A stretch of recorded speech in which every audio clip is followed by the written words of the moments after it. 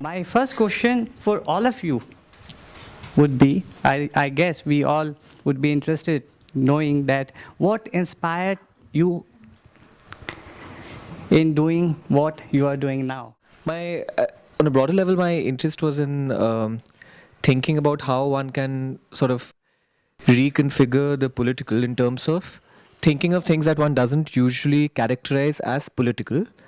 So, for example, something like sleep, which is thought of as otherwise a completely neutral sort of a apolitical zone, right? So, I thought it would be interesting to look at homelessness, which otherwise has a kind of a fatigued discourse, right? There is like we have blinkers around our eyes, and so in all the conversations that one would have with family, with friends, there is a broad sort of immunization to things around us. And I think what film in particular does that, because of its ability to mobilize emotionally and affectively, it allows you to forge new kinds of empathetic contracts. So the film that you guys saw, the trailer for Series of Sleep, is essentially about the sleep mafia of Delhi. These are people who control who sleeps where, for how long, and what quality of sleep for the homeless. Now, whenever I've screened in Delhi, and there have been about 60 odd screenings in Delhi, inevitably I would get hordes of people after screening come and say this was incredible. We never knew sleep could be this. A matter of a good night's sleep could be a matter of life and death is unimaginable, and we're absolutely shocked. But where is this? And inevitably, it's always the case that it's about 2 kilometers away from the screening space. So there is, of course, a kind of immunization to it. And I think what films or any kind of art object does is that it's able to enter your cultural bloodstream, you know, your DNA in a way that you don't. It's a kind of a it slinks into your imagination. So even if you don't receive the object as overtly political, it does in some way cause a perspectival shift. It gives you new lenses to look at the world. It gives you new optics to look at the world. So in that sense, my individual interest is in approaching political things tangentially. So this film was on sleep. My next film is on boredom. But in trying to reinvigorate these zones of experience as political and not just as apolitical, everyday, quotidian experiences. Raoul, so the rap and the rappers of blacks, particularly from the Latin American and from the United States, they inspire a lot of us. So what about you? I mean, we many of us have seen your first okay, album also. yeah. So This is all from the same album, though. That's what I like to say. And I mean, I got into rap and hip hop a long time ago. I was initially introduced to it through Linkin Park. You know, like because I mean, I don't know how many of you have heard the band, but Mike Shinoda raps, right? The thing is, it wasn't as overtly hip hop because there was rock involved. And eventually, I got into it because of Eminem and Dr. Dre, and later 50 Cent and stuff like that. And I've always been a fan of the genre since then. I'd say that my work, I mean, the reason I rap is because like my knowledge of the problems that exist are very basic, and my work reflects this very basic knowledge of the problems that exist. And my commentaries are, I mean, mostly reiterations of things we already know, again, in a very basic sense. And the calls to action I make are also open-ended at best.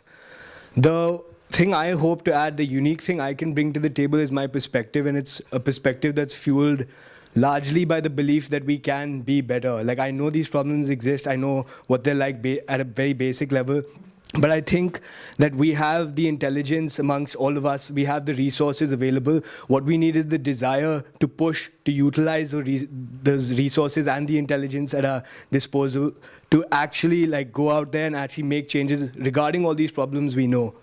So yeah, like what I want to add, like through the words I choose, the way I vocalize them, the instrumentals that bring them to life, the way I act in my music videos, the visuals I choose to go with them, what I can communicate is emotion, what I can add is desire. And that's what I want to do through my music. I want to reiterate the basic wrongs we know exist in our world, and I want to bring them to the forefront of people's thoughts, and I want them to feel something, and I want them to feel enough to be able to go out there and play their part in making things right. Saif Mahmood उन लोगों में से हैं जिन्होंने बोल किला बाजार हैं तेरे से आगे की जो सफ़र है और उससे पीछे का जो सफ़र है वो तमाम चीज़ों को समाज में लेकर आए, तो वो भी कहीं ना कहीं हमें लगता है जो आपका बात होनी चाहिए। जी ज़रूर होनी चाहिए। जो आपका जो पहला सवाल है जो नहायत ही मुश्किल है, it's a very difficult and personal question to answer. ये उसी जॉनर का सवाल है साहब कि आपको गालिब का सबसे अच्छा शेयर कौन सा लगता है, तो बड़ा मुश्किल है इसका जवाब देना, लेकिन it's a very complicated question for me. एक शेर है बशीर बद्र का कि भटक रही है पुरानी दुलाइयाँ ओढ़े, हवेलियों में मेरे ख़ानदान की खुशबू, वो इत्रदान सा लहजा मेरे बुज़ुर्गों का, रची बसी हुई उर्दू ज़बान की खुशबू। तो ये बुज़ुर्गों का लहजा तो बचपन से ही चला रहा है हमारे यहाँ। Anyway, so I did my PhD in SAARC legal systems, and then I traveled all over the SAARC countries. Afghanistan was not a SAARC country then. So all the other 7 SAARC countries I traveled to, and I found that it's not just the legal system that is almost the same or similar, but a lot of culture and heritage and literature is the same and similar. We narrate same stories, we recite the same poems to our children, वही लोरियाँ सुनाई जाती हैं, वही किस्से हैं सब। तो मैंने उस ज़माने में एक इनफॉर्मल ग्रुप बनाया, south Asian alliance for literature, art and culture. I was the convening secretary of something called south Asian association for regional cooperation in law, which is SAARC law, which is the law of shoot of SAARC। तो हमने कहा भाई ये law से जो है वो बात नहीं होने वाली, वो बात नहीं बनने वाली जो लिटरेचर और हेरिटेज बन सकती है, क्योंकि जिस तरह से परफॉर्मिंग आर्ट, जिस तरह से लिटरेचर, जिस तरह से हेरिटेज और कल्चर जो है वो आपके जहन को इम्पैक्ट कर सकता है, उस तरह से मेरे ख्याल से वकालत तो ज़ाहिर नहीं कर सकती कम अज़ कम। बहरहाल तो ये तो था, ऐसे तो ये बात शुरू हुई। लेकिन ये जो आपका सवाल है कि उर्दू की जो एक पूरी तहरीक रही है रेवोल्यूशनरी या पोइट्री ऑफ रेजिस्टेंस या पोइट्री ऑफ डिसेंट वगैरह की, ये सब बहुत अच्छा सवाल है, क्योंकि अक्सर ये सोचा जाता है कि उर्दू जो है वो सिर्फ गुलो बुलबुल और जामो मीना की ज़बान है, उसमें सिर्फ ये मोहब्बत और वसल और हुस्न और महबूब वगैरह वगैरह है। ऐसी बात नहीं है, और अगर प्रोटेस्ट है भी तो वो रिसेंटली शुरू हुआ है, जब बोल के लब आज़ाद है से वगैरह या साहिर या फैज़, ये लोग हैं जो प्रोटेस्ट के पोइट्स हैं। ऐसी बात नहीं है। दिल्ली में उर्दू गज़ल जो है वो आई सन 1701 में, when Wali Mohammad Wali Dakhani travel to Delhi, who is supposed to be who's called the father of Urdu ghazal. He traveled to Delhi from Hyderabad, and in 1701 or 2 he was here. So Farrukh Siyar की रेन में there was a poet called Mir Jafar Zatalli. Mir Jafar Zatalli, जटल जो होता है लफ्ज़, उसका मतलब होता है बेहुदा बकवास करना। तो जटल्ली उन्होंने अपना नाम इसलिए रखा था क्योंकि वो उसी किस्म की पोइट्री जो है वो पढ़ा करते थे, खुद अपने पास से अल्फाज बना बना के। Farrukh Siyar gave him the death sentence because he said something against the king in verse, and Farrukh Siyar hanged him until death. In this social milieu was born the first ever classical Urdu poet of Delhi called Sauda.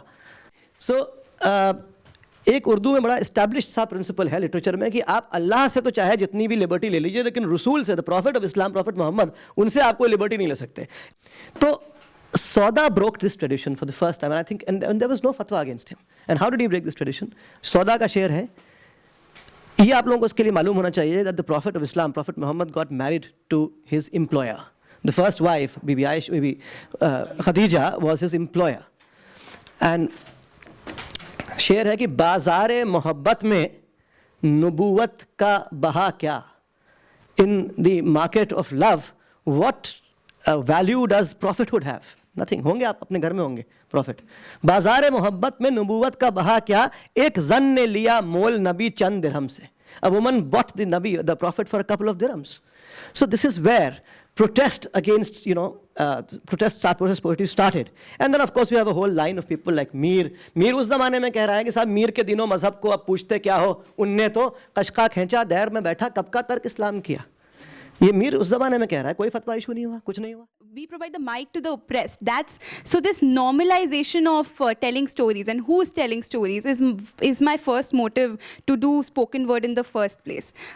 The second motive is even deeper, and that is to give people the language to express their political sentiments. So it often, the poem that you guys saw, I wrote that after the Ramjas scene happened when Umar Khalid was invited to their seminar called Songs of Dissent, and they were stone pelted, and girl students were pulled out of their PGs, and everybody was in the police stations, and it was complete conundrum. And DU is not used to this kind of space. Of course we are, but in a very different sort of way. We never thought that it would come to this, a peaceful seminar being stone pelted. felt it. And that's when I wrote this poem, and a whole community of DU students gathered at Antisocial. And why I wrote this poem was to help them rage. Because if the protest died down after a few days when the students were released, it would happen again, and ABVP would do it again. And why we do, and then there were protests around BHU, which is in UP, a protest in UP.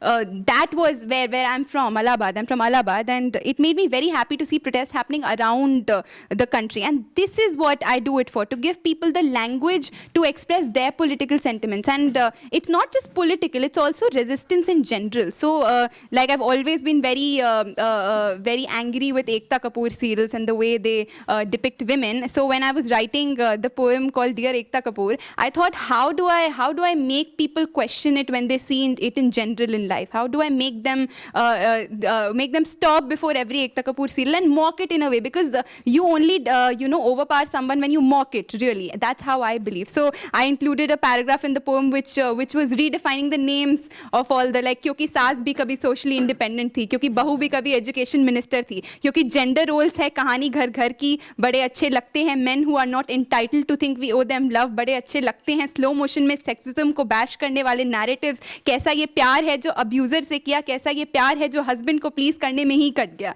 And these were some of the popular serials that this paragraph I included was only because in the daily discourse that we have with respect to resistance, it's very important to have the language, and you don't always want to say Ekta Kapoor is oppressing women. You don't want to take this general language. You want to actually beat it in a very sassy sort of way, because that's how millennials deal with issues. So what I do is I try to give millennials the language of resistance, and that's what really inspires me to go ahead with this art form. That is the giving or producing a new vocabulary of politics. Of course, resistance in general. Yeah, of course. Personal is political. Yes. Exactly. Aban. I think I made it during the whole JNU agitation where, there were a lot of protests that were happening. There was one work which was called An Uprising is Brewing. So that was dedicated to that, which has red and blue lines. So it's talking about student, Dalit, workers' unity, and how we all ought to come together at times like these.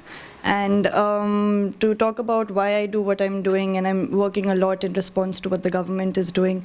I think the government is giving me a lot of fodder. It's amazing. I think it's like my most creative, stage, and I think it should end in 2019, hopefully. And, I look forward to be redundant again, just because, one has to think about the country, uske baad dekhenge. So that's exactly what it is. So, like, I think all my works are now in response to what is happening, big, small. Even, it also deals with land reforms. I can't show all my works, but, you also want to go back to the root of the problem. You also want to investigate why we are where we are. Of course, partition, but before partition, then after partition, then Babri, then what came after Babri, 84, then 2002. So you have to, like, as the Citizen video said, you have to join the dots, and then you have to talk about, like, why, how, and where we are, and then you can respond to it, and then you can fix it. So that's the hope, and that's what I do, like the rest of us. Yes. Yeah, and I'm sure everyone else. Freedom means nothing to be left loose. So, of course, there have to be regulations for everything. There is Article 19 in the Constitution, which is the fountainhead of all kinds of freedom of expression and speech, which says that there shall be freedom of speech and expression in this country. It also says that freedom of speech and expression shall or can be regulated subject to the following conditions, which are mentioned in Article 19 itself. Now, if the legislature comes up with a law that qualifies the test of these provisions of Article 19, it is absolutely lawful, fine. But whether that law qualifies that test or not is really for the court to decide in an individual case, in a given case. You cannot say that per se there should be no regulation of art or forms of expression at all. Because, then it's just like, it's as rightist as saying that there should be a complete ban. Everything, all freedoms have to be regulated, and it's just not the freedom of expression, etc. Every freedom ought to be regulated. The question is only how much it has to be regulated and how and in what manner. Now, so that, of course, will be decided on a case-to-case basis. There are so many statutes today, there are so many rules and regulations that are either archaic or are completely violative of Article 19, the proviso to Article 19. Somebody needs to challenge them. There have been challenges. The IT Act was challenged, and this particular section in the IT Act was set aside by the Supreme Court. So there can't be a straitjacket formula to decide. Of course, the answer is there has to be regulation. What kind of regulation, to what extent, will be decided on a case-to-case basis.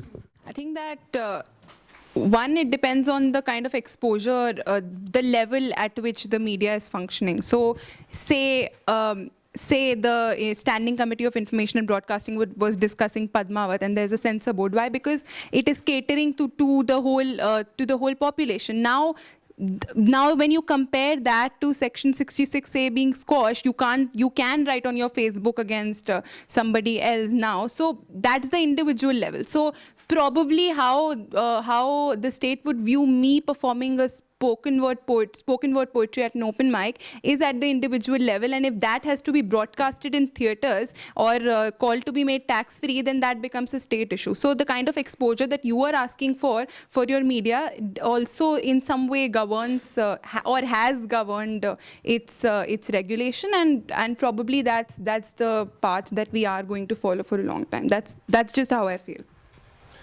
For me, I was thinking, honestly, like, I mean, again, I think about cinema when I say this also, is the age restrictions that we have, right? Like, as in when you say something is rated R or something is PG-13 or whatever, right? Like, that as a foundation, I mean, that makes sense to me in that sense. Like, the internet, again, you can find anything anywhere, man. If you have the means, if you have the desire to find it, you'll find it. I'm not sure how that's going to be regulated. But to me, especially in India right now, there's a real hypocrisy in using an adult rating for a title, because if you're censoring parts out of it, right, if you're censoring sex, if you're censoring, initially there's stuff about people making out particular like violent scenes and all that, like movies being cut up and chopped and changed. I think like once you say something is an adult, like rated R, right, once that's the case, then it's that. It's like if this is appropriate for adults, any adult can see it. It's up to them to go watch it or not watch it. Like, to change the art itself, I think, is very problematic.